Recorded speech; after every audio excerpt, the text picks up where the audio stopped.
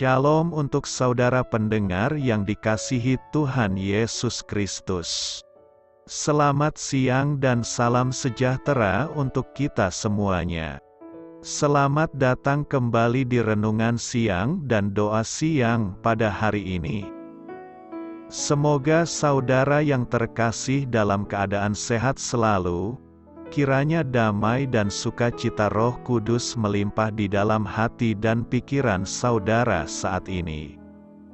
Sebelum kita mulai renungan pada siang hari ini, marilah kita bersama-sama berdoa. Bapa di kerajaan sorga, terima kasih atas penyertaan yang Engkau berikan kepada saya atas siang hari yang indah ini. Terima kasih telah memberi saya kesempatan untuk selalu dapat bersyukur atas segala pekerjaan yang aku kerjakan. Maka dari itu, saya mohon sertailah selalu diri ini sepanjang hari ini. Terima kasih atas berkat Tuhan hingga saat ini aku masih bisa merasakan kebaikan Tuhan dan buatlah agar bibirku selalu mengucap syukur kepadamu.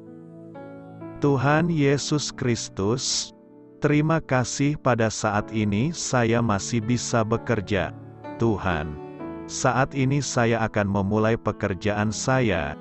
Berkatilah pekerjaan ini dan sertailah sepanjang saya selama bekerja pada hari ini, agar menjadi berkat bagiku, bagi keluargaku dan juga tempat saya bekerja. Berkati seluruhnya di siang hari ini agar berjalan dengan baik dan menjadi berkat untuk kami jalani bersama dengan anak Tuhan yang lainnya. Dalam nama Tuhan Yesus, aku berdoa. Amin. Sahabat saudara rohani, pembacaan ayat emas Alkitab renungan kita siang hari ini. Nats bacaan kita siang hari ini adalah, serahkanlah kuatirmu kepada Tuhan, maka Ia akan memelihara engkau, tidak untuk selama-lamanya dibiarkannya orang benar itu goyah. Tertulis di dalam kitab Mazmur 55 ayat 23, judul renungan kita hari ini adalah, Resep untuk Kekhawatiran. Bacaan kita pada siang ini terambil dari kitab Mazmur 55 ayat 5 sampai dengan ayat 24. Hatiku gelisah, kengerian maut telah menimpa aku. Aku dirundung takut dan gentar, perasaan seram meliputi aku. Pikirku, sekiranya aku diberi sayap seperti merpati, aku akan terbang dan mencari tempat yang tenang. Bahkan aku akan lari jauh-jauh dan bermalam di padang gurun. Aku akan segera mencari tempat perlindungan terhadap angin ribut dan badai. Bingungkanlah mereka, kacaukanlah percakapan mereka, ya Tuhan, sebab aku melihat kekerasan dan perbantahan dalam kota. Siang malam mereka mengelilingi kota itu di atas tembok-temboknya, dan di dalamnya ada kemalangan dan bencana, penghancuran ada di tengah-tengahnya, di tanah lapangnya tidak habis-habisnya ada penindasan dan tipu. Kalau musuhku yang mencela aku masih dapat menanggungnya. Kalau pembenciku yang membesarkan diri terhadap aku masih dapat menyembunyikan diri terhadap dia. Tetapi engkau orang yang dekat dengan aku, temanku dan orang kepercayaanku. Kami yang bersama-sama bergaul dengan baik, dan masuk rumah Allah di tengah-tengah keramaian. Biarlah maut menyergap mereka, biarlah mereka turun hidup-hidup ke dalam dunia orang mati. Sebab kejahatan ada di kediaman mereka, ya dalam batin mereka. Tetapi aku berseru kepada Allah, dan Tuhan akan menyelamatkan aku. Di waktu petang, pagi dan tengah hari aku cemas dan menangis, dan Ia mendengar suaraku. Ia membebaskan aku dengan aman dari serangan terhadap aku, sebab berduyun-duyun mereka melawan aku. Allah akan mendengar dan merendahkan mereka, Dia yang bersemayam sejak purbakala. Karena mereka tidak berubah dan mereka tidak takut akan Allah. Orang itu mengacungkan tangannya kepada mereka yang hidup damai dengan Dia. Janjinya dilanggarnya, mulutnya lebih licin dari mentega, tetapi ia berniat menyerang. Perkataannya lebih lembut dari minyak, tetapi semuanya adalah pedang terhunus. Serahkanlah kuatirmu kepada Tuhan, maka Ia akan memelihara engkau. Tidak untuk selama-lamanya dibiarkannya orang benar itu goyah. Tetapi engkau, ya Allah, akan menjerumuskan mereka ke lubang sumur yang dalam. Orang penumpah darah dan penipu tidak akan mencapai setengah umurnya. Tetapi aku ini percaya kepadamu. Ayat di atas terambil dari kitab Mazmur 55 ayat 5 sampai dengan ayat 24. Kata bijak Alkitab hari ini adalah, Allah meminta kita untuk membebani Dia. Dengan beban-beban yang membebani kita, mari kita mulai renungan siang kita. Baiklah, mari kita mulai segmen kisah inspiratif. Cerita renungan siang kita hari ini adalah, menurut sebuah laporan dari Wall Street Journal, kekhawatiran kini lebih banyak dijumpai ketimbang depresi, dan merupakan masalah kesehatan mental yang paling parah di Amerika Serikat. Obat-obatan untuk mengatasi kekhawatiran saat ini merupakan produk obat yang terlaris. Bahkan dengan laju perekonomian yang pesat dan kondisi politik yang memanas, kekhawatiran dan ketakutan selalu menjadi bagian dari hidup manusia yang tidak dapat diatasi oleh pil saja. Saat menulis Mazmur 55, pikiran Daud diliputi oleh kekhawatiran yang timbul karena situasi-situasi seperti yang kita gumuli saat ini. Ia sangat takut terhadap kekerasan, kemarahan, dan kekejaman yang mengintai di jalanan kota. Ia mengalami kesedihan yang mendalam karena dikhianati oleh teman dekatnya. Ini membuatnya ingin pergi dan mencari tempat yang tenang.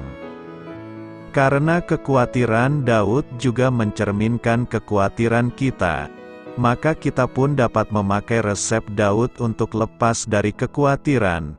Ia menulis, Aku berseru kepada Allah, dan Tuhan akan menyelamatkan aku.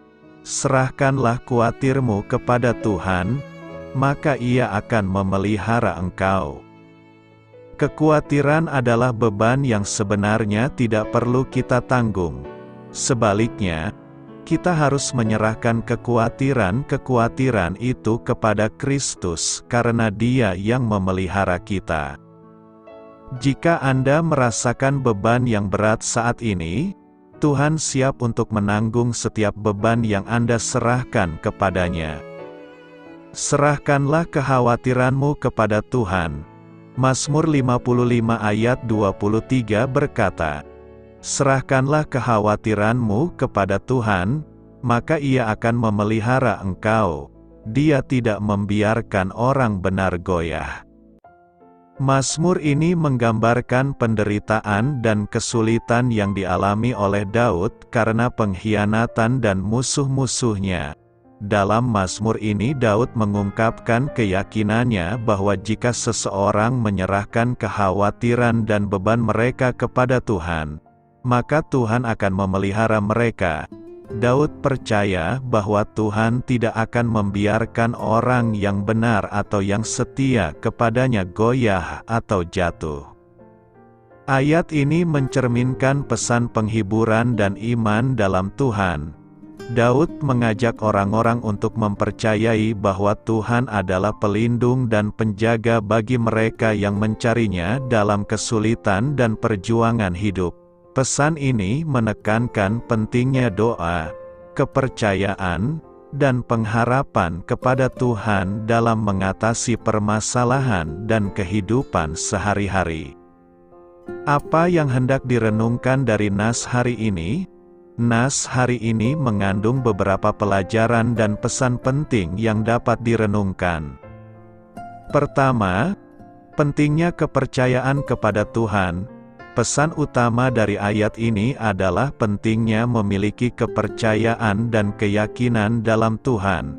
Penulis, dalam hal ini Raja Daud, menekankan bahwa kita harus berserah kepada Tuhan dan mempercayakan segala kekhawatiran dan beban kita kepadanya. Kedua, serahkanlah bebanmu kepada Tuhan. Ayat ini mengajak kita untuk melepaskan kekhawatiran dan beban kita kepada Tuhan. Terlalu sering, kita cenderung merasa cemas, takut, atau terbebani oleh masalah dan perjuangan hidup kita. Pernyataan ini mengingatkan kita bahwa kita dapat melepaskan beban tersebut kepada Tuhan melalui doa, pengharapan, dan percaya bahwa Dia akan mengurusnya. Ketiga, kita akan mendapatkan perlindungan dari Tuhan. Ayat ini menyatakan bahwa jika kita berserah kepada Tuhan, maka Dia akan memelihara kita. Ini adalah janji bahwa Tuhan adalah pelindung yang setia bagi orang-orang yang percaya kepadanya. Meskipun kita mungkin menghadapi kesulitan, Dia akan menjaga dan melindungi kita dalam perjalanan hidup. Keempat, orang benar akan mendapatkan kekuatan. Pernyataan bahwa Tuhan tidak akan membiarkan orang benar goyah menekankan bahwa orang yang hidup dengan benar dan taat kepadanya akan diberikan kekuatan dan dukungan dalam menghadapi tantangan. Ini adalah pengingat bahwa setia kepada Tuhan membawa kekuatan spiritual.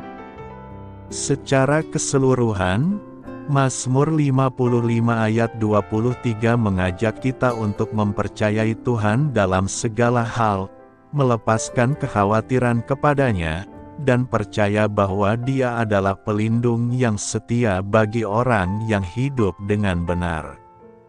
Karena itu, renungan ini mengingatkan kita untuk berserah kepadanya dan mencari kekuatan dan perlindungan dalam hubungan kita dengannya. Tuhan menyediakan hidangan. Mazmur 23 ayat 5 berkata, Engkau menyediakan hidangan bagiku, di hadapan lawanku, Engkau mengurapi kepalaku dengan minyak, pialaku penuh melimpah. Pernyataan Daud ini hendak menunjukkan bahwa Tuhan sebagai gembala menyediakan hidangan baginya di depan para lawannya. Dalam kitab suci bahasa Inggris kata, lawan ini ada dalam bentuk jamak. Ini menunjukkan bahwa domba memang banyak sekali musuhnya. Menjadi orang Kristen dan orang benar tidak berarti bahwa kita akan dicintai semua orang. Sebaliknya, akan ada banyak orang yang memusuhi dan menentang kita karena kita mengikuti, mentaati, dan melayani Tuhan. Contoh, dalam kehidupan Paulus, sekalipun ia adalah seorang rasul yang sangat saleh, ia mengalami banyak permusuhan dan pertentangan. Perhatikan kata-kata penyakit sampar dalam Kisah Para Rasul 24 ayat 5 ini. Kata Yunani yang dipakai adalah loimon, yang bisa berarti penyakit sampar, wabah, ataupun gangguan. Karena itu NIV menerjemahkan, troublemaker. Fakta memang menunjukkan bahwa dimanapun Paulus berada, di situ ada kekacauan. Tetapi sebetulnya Paulus tidak menimbulkan kekacauan itu. Ia hanya memberitakan Injil dan firman Tuhan. Orang-orang yang menolak pemberitaannya itulah yang membuat kekacauan. Kalau kita rajin memberitakan Injil dan firman Tuhan atau rajin menegakkan kebenaran dan karena itu lalu kita disebut troublemaker dan pembuat kekacauan, maka janganlah malu karena hal itu. Ingat bahwa Yesus sendiri dianggap gila, kerasukan setan. Permusuhan itu bisa dari luar maupun dari dalam. Ingat, dalam kelompok Yesus ada Yudas Iskariot. Semua ini menunjukkan bahwa dalam kehidupan domba itu ada banyak hal yang menakutkan.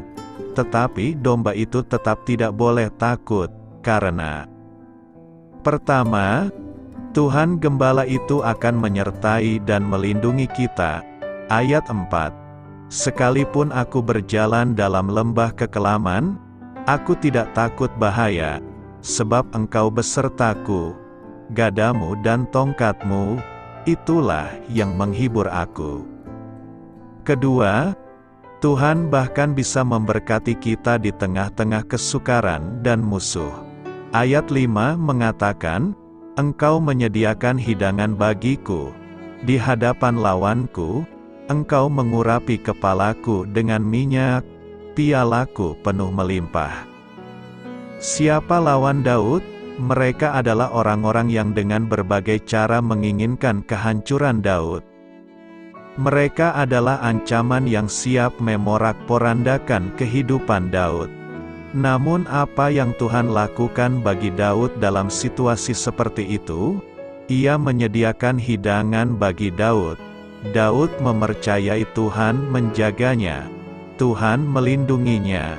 Tuhan memeliharanya dalam kesempurnaan kasih dan setianya. Menyediakan hidangan di hadapan lawan adalah ekspresi tentang sempurnanya pemeliharaan Tuhan baginya.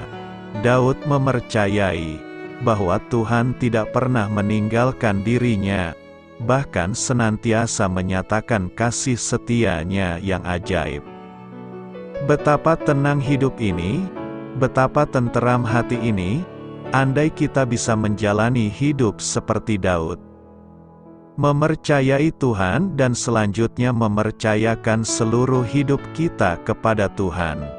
Segala sesuatu yang terjadi dalam hidup kita tak pernah lepas dari campur tangannya, dan campur tangannya selalu menghadirkan kebaikan bagi kita. Bahkan saat kita merasa hidup kita sedang dalam ancaman, saat di sekitar kita muncul pihak-pihak yang tidak suka terhadap kita, dan yang dengan berbagai cara merancang kehancuran kita, percayalah dan percayakanlah hidup kita kepada Tuhan, di hadapan lawan kita sekalipun. Tuhan menjaga, Tuhan memelihara dalam kasih setianya yang sempurna. Tuhan sedang menyediakan hidangan agar dapat kita nikmati di hadapan musuh kita. Menyediakan hidangan dapat berupa melayani, menghibur, memberi hikmat, mengangkat, memulihkan, meninggikan, dan memberkati. Dan semuanya itu dilakukan di hadapan musuh kita. Mereka akan menyaksikan sendiri bahwa kita akan disembuhkan dari sakit penyakit, diberkati secara finansial, dipulihkan dari keretakan hubungan, diterima dan dikasihi orang-orang yang dulu menolak kita, dipertemukan kembali dengan orang-orang yang kita kasihi, dipromosikan dalam karir, mengalami terobosan dalam bisnis, mengalami pelipat gandaan dalam hasil panen atau pekerjaan, diperlakukan secara istimewa dan ditempatkan pada tempat dan posisi terhormat. Ketika kita mengandalkan Tuhan, Dialah yang akan berperang untuk Anda sampai musuh-musuh kita tergeletak di bawah kaki kita.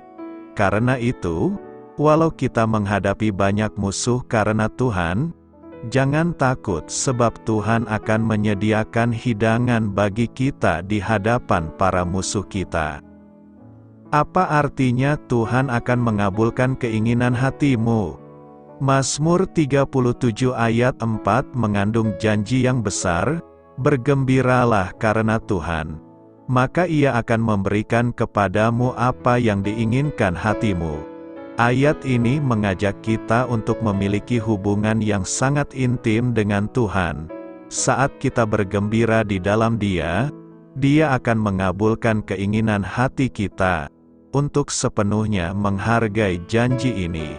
kita harus meninjau konteks langsungnya, mengungkap maknanya, dan menerapkannya dalam kehidupan kita. Mazmur 37, yang ditulis oleh Raja Daud, merupakan renungan puitis tentang kebenaran Allah dan pemenuhan janji-janjinya. Mazmur ini secara khusus membahas pergumulan yang dihadapi oleh orang benar di dunia yang didominasi oleh orang jahat. Terlepas dari pergumulan ini, Daud mendorong para pembacanya untuk percaya kepada Tuhan dan berbuat baik. Dalam konteks inilah kita menemukan janji di ayat 4 bahwa Allah akan memberikan kepadamu apa yang diinginkan hatimu. Untuk memahami janji dalam Mazmur 37 ayat 4, pertama-tama kita harus mengkaji makna bersukacita akan Tuhan. Kata kegembiraan mencakup arti kegembiraan, kepuasan, dan kepuasan yang mendalam. Saat kita bergembira karena Tuhan, kita mencari hadirat-Nya, merenungkan firman-Nya siang dan malam, dan menyelaraskan kehendak kita dengan kehendak-Nya. Ini melibatkan hati, pikiran, dan jiwa. Ketika kita bergembira di dalam Tuhan, kita akan mengalami perubahan radikal dalam keinginan kita. Dengan kata lain, kita tidak lagi menginginkan hal-hal yang egois dan berdosa.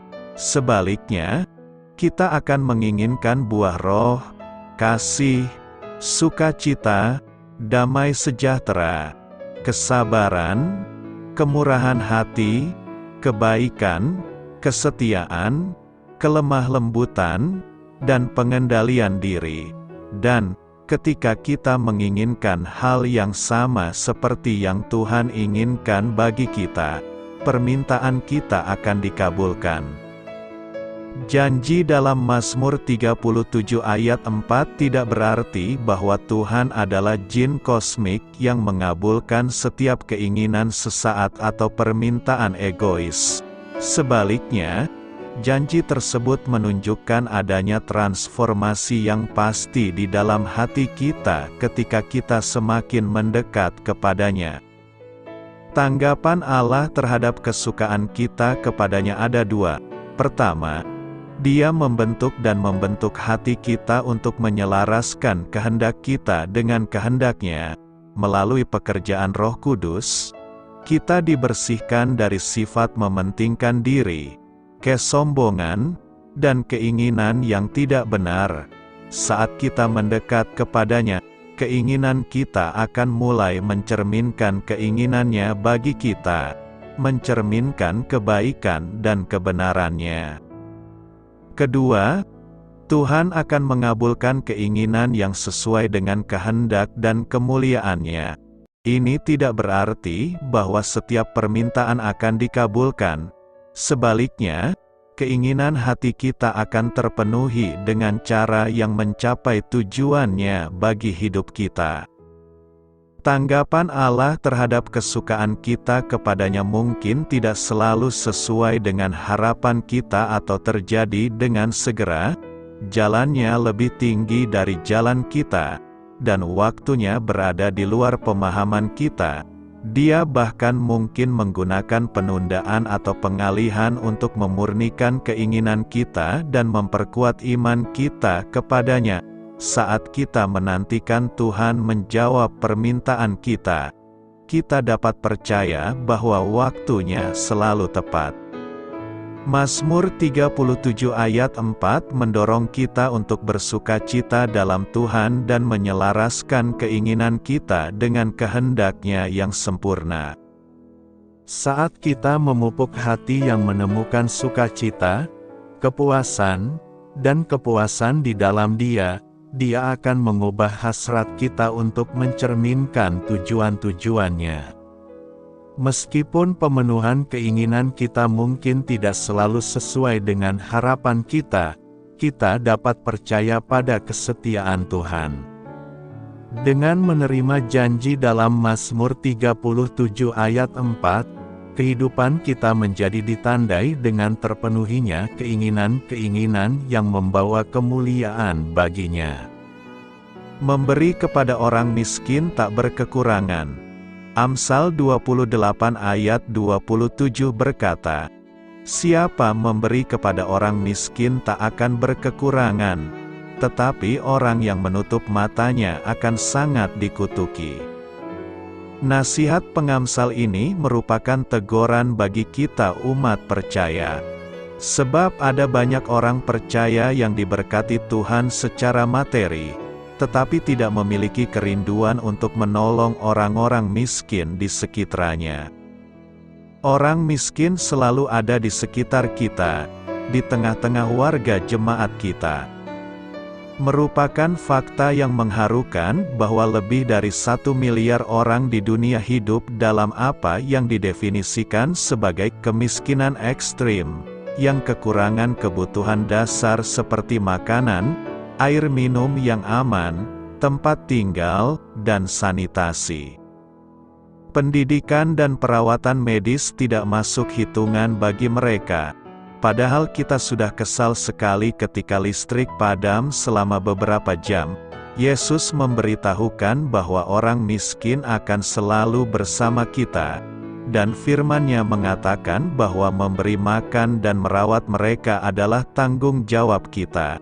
Berbagi dengan orang lain adalah bagian dari rencana Tuhan bagi kita.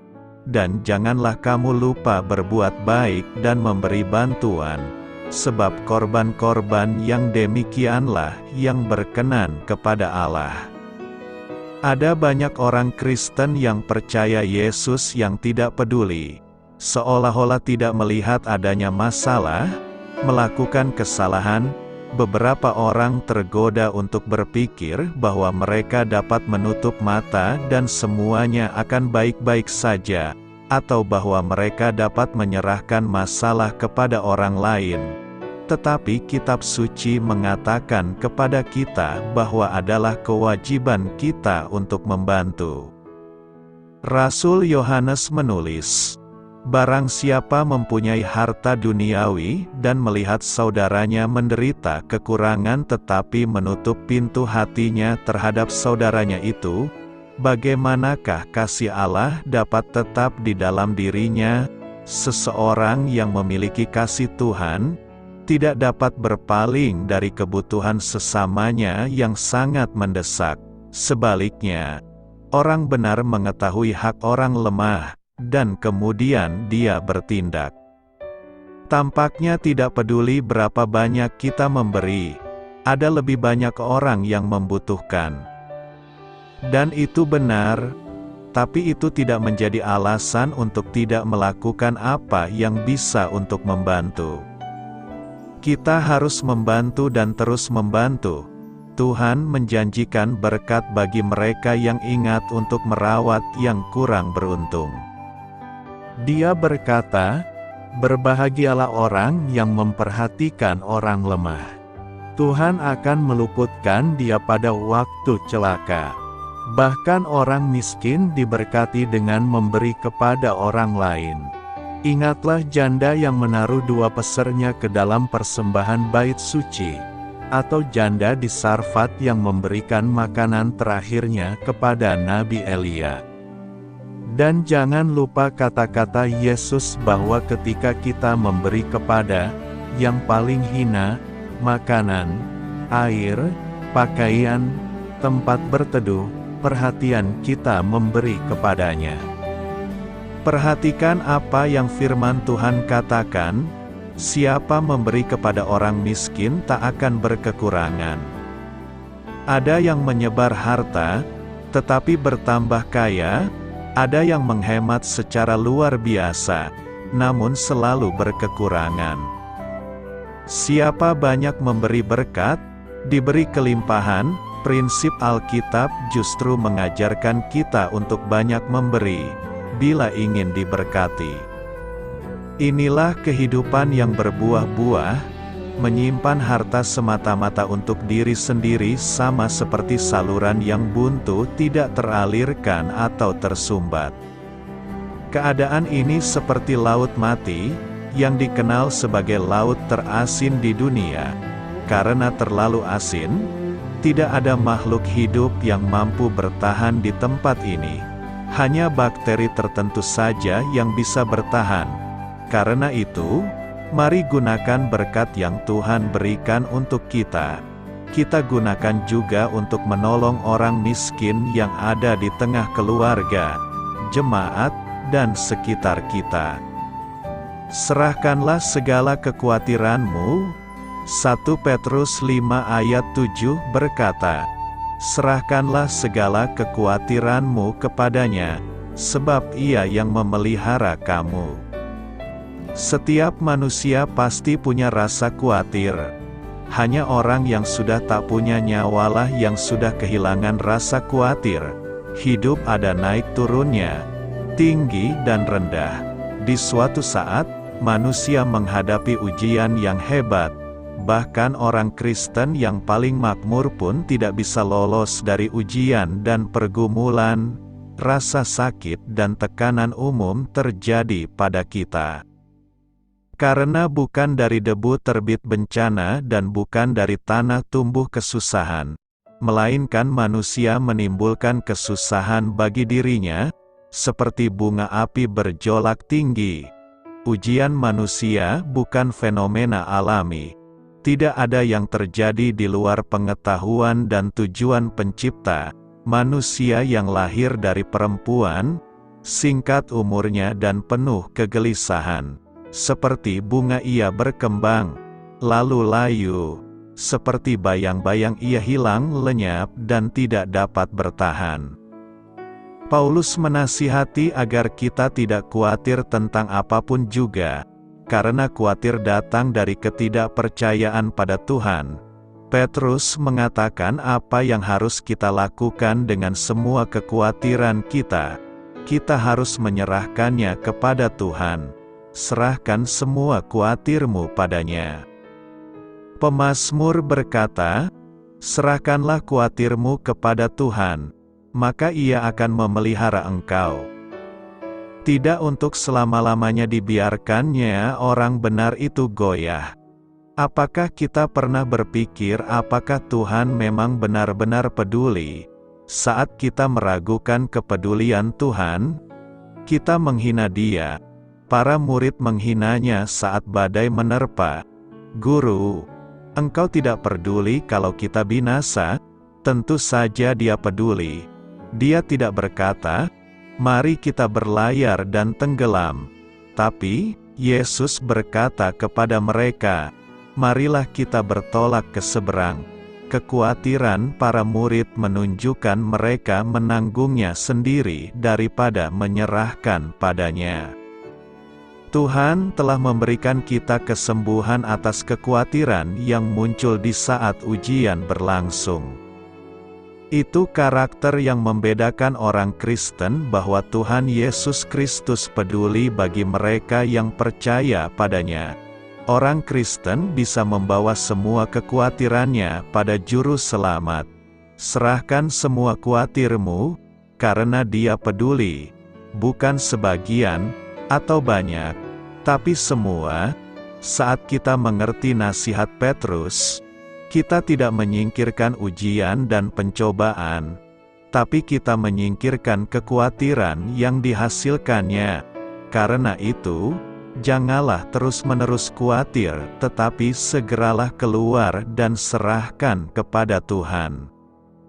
Selamat berkarya untuk Tuhan, selamat memulai karya dalam minggu ini untuk Tuhan. Doa saya menyertai saudara sekalian, saya memberkati Anda agar sewaktu Anda mencarinya dari Dia, Bapa Surgawi Anda akan memberikan bagi Anda roti harian Anda. Dalam nama Yesus Kristus, Tuhan yang berkuasa atas alam semesta dan menuntun kita kepada iman yang menyelamatkan, Tuhan Yesus menyertai senantiasa. Tuhan memberkati. Amin.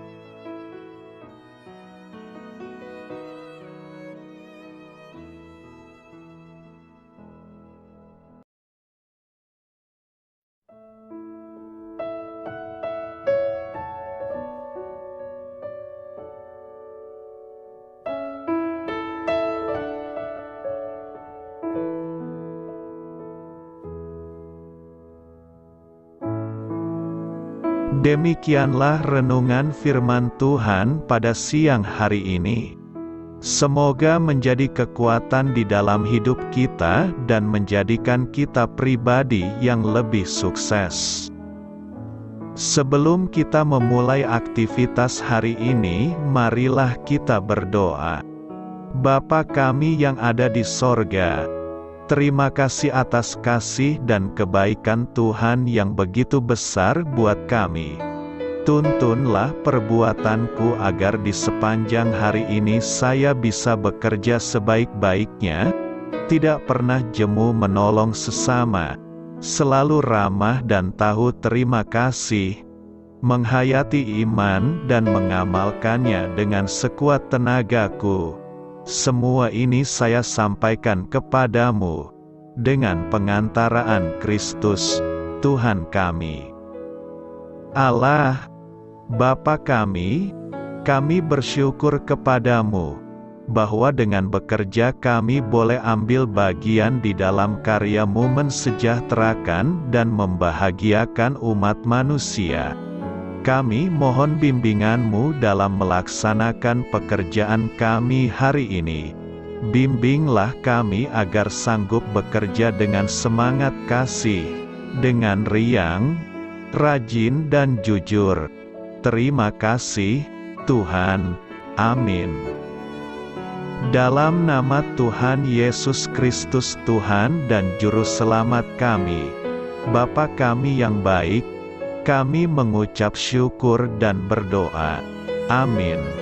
Biarlah firman Tuhan menjadi pengingat untuk kita semua, bahwa tuntunan dari Roh Kudus akan selalu memberi jalan keluar bagi setiap permasalahan hidup kita, dan memberi kedamaian di hati kita. Amin. Sampai jumpa di renungan siang saudara rohani berikutnya. Shalom.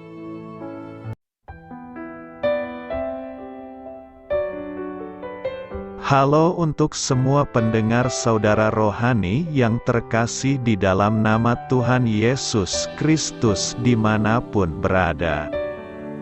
Mari dukung kami, tim redaksi Renungan Harian Saudara Rohani dengan cara memberikan bantuan, kritik dan masukan. Saudara dapat memberikan masukan melalui kolom komentar di bawah atau mengirim kepada kami langsung melalui email yang tertera di layar Anda, saudararohani@gmail.com. Jika saudara terberkati melalui renungan ini, saudara dapat mendoakan kami dan memberikan bantuan lainnya dengan mengirim email kepada kami. Saya berdoa agar saudara sekalian bahagia dan sehat selalu. Amin.